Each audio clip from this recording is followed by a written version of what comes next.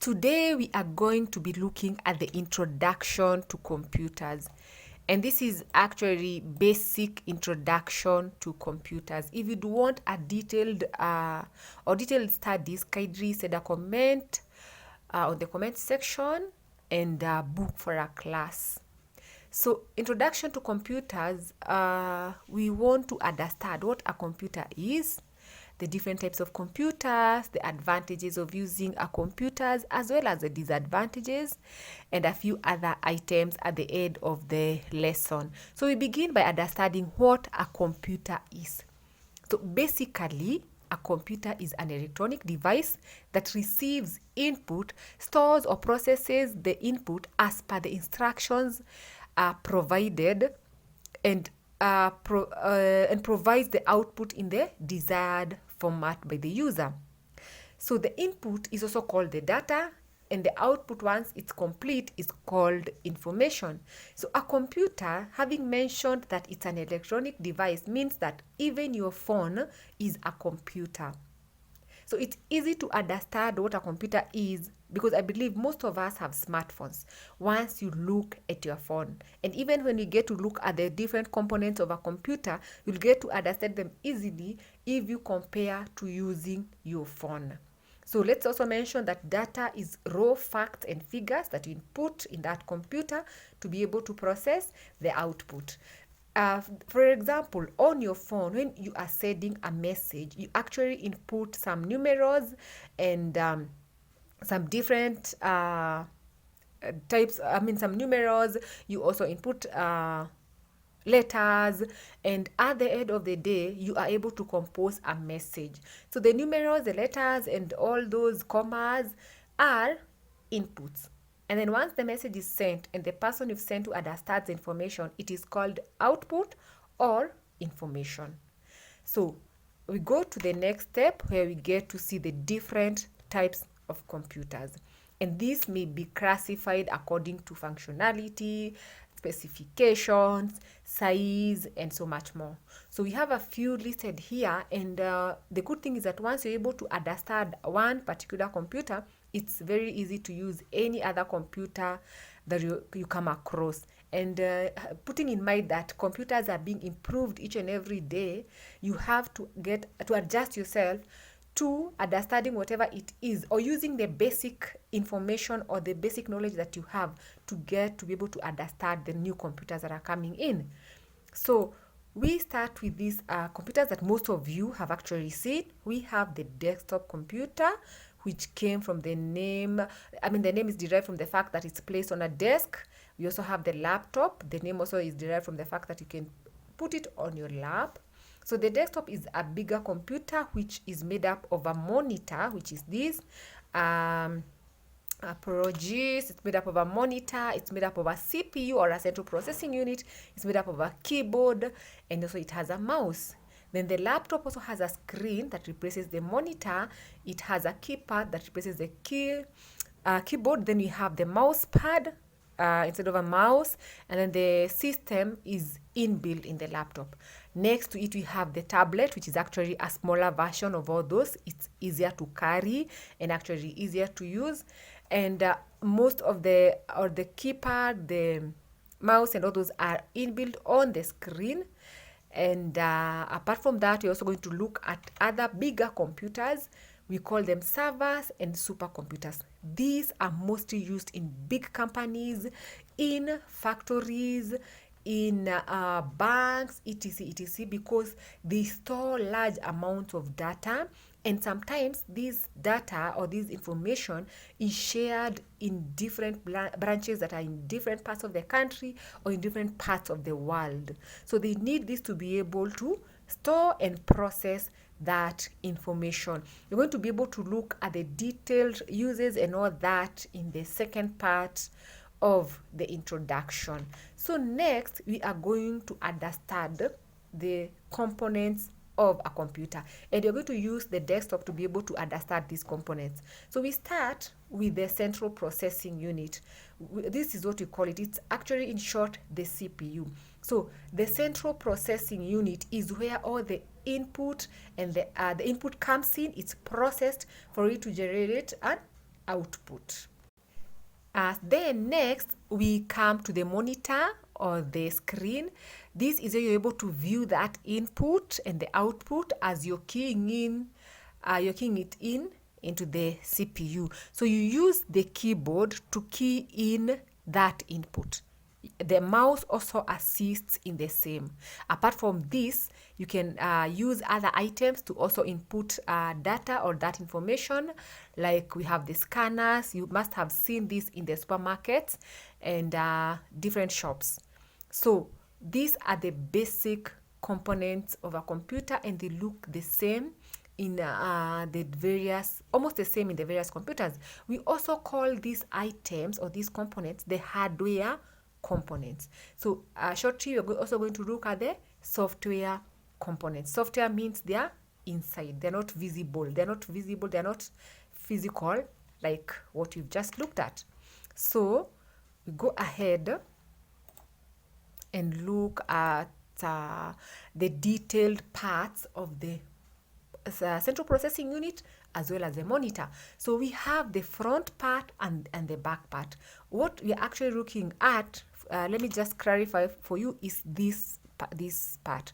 The central processing unit is what we are looking at here. We have the front part and the back part, like I mentioned. So the important thing is, most important thing is the power button, because the computer uses power. So the power button is what you use to put the computer on, and because the computer uses power, that means it needs a power port.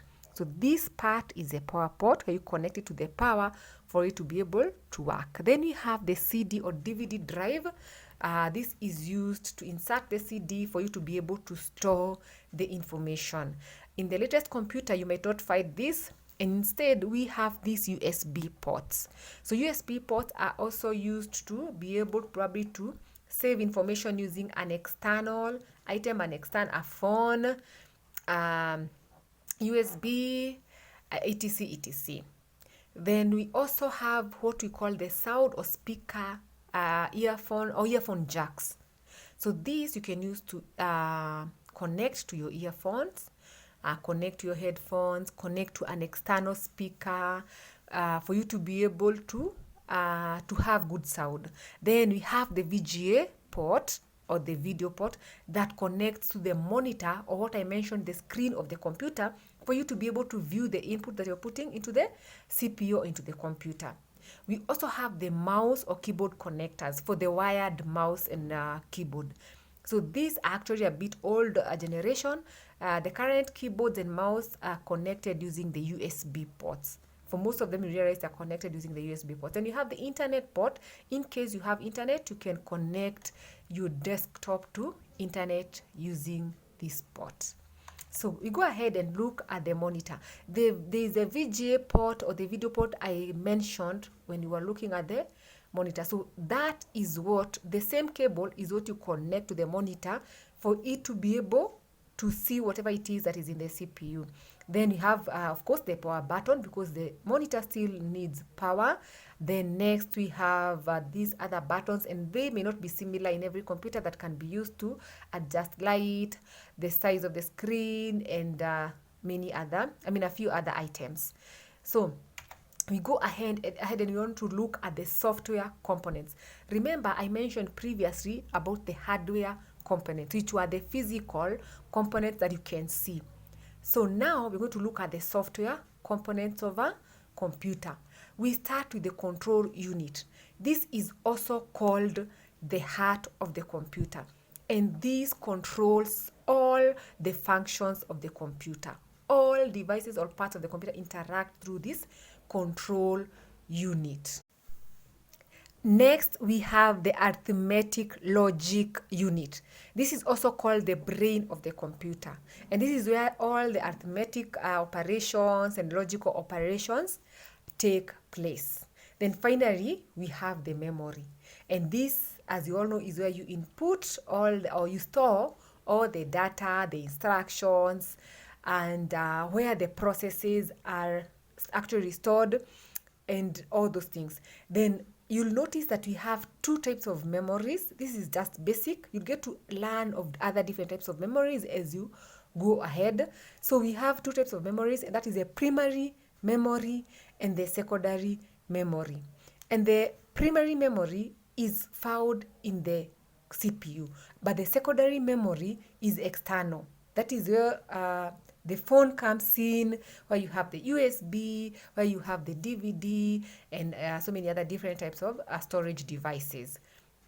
So from there, we go ahead to look at the characteristics or disadvantages of the computer, or specifications of the computer.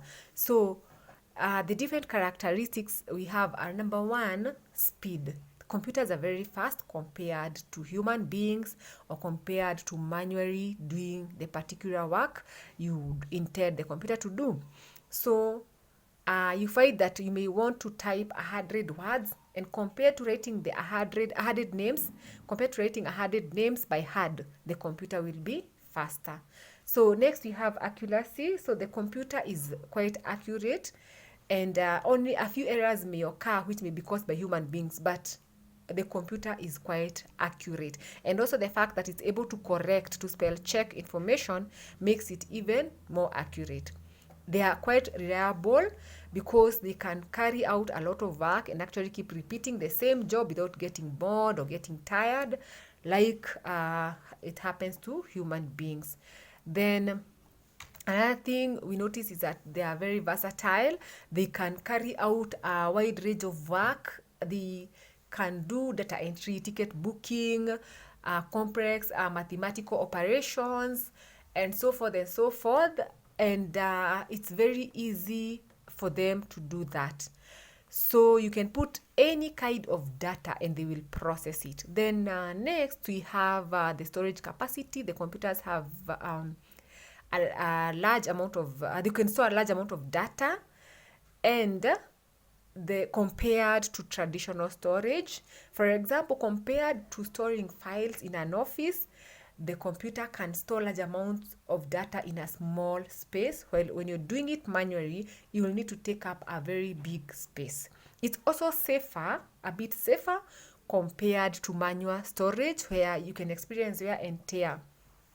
So after we've looked at that, there are many other advantages that you're going to learn as you keep using this computer. So I just mentioned a few. Then we look at the disadvantages of the computer. Number one, they have no intelligence. That means they will follow the instructions that you give them blindly, without reasoning, without considering the outcome. And that can be risky if you input data by mistake and probably the output they give is not the correct output. So next we have computers require regular supply of electricity, and this may be a bit hard or a bit tricky for places where they do not have regular supply of electricity, and especially in developing nations. Then computers are a bit expensive. Not everyone can afford one.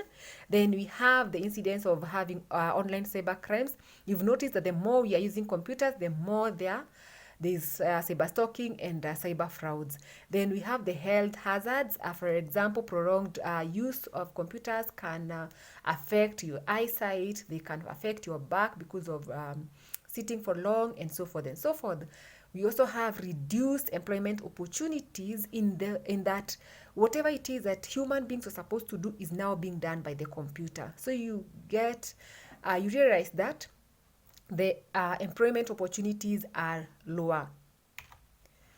Once we are done with that basic introduction, you can take your time and look at this practice exercise to ensure that you have understood that topic.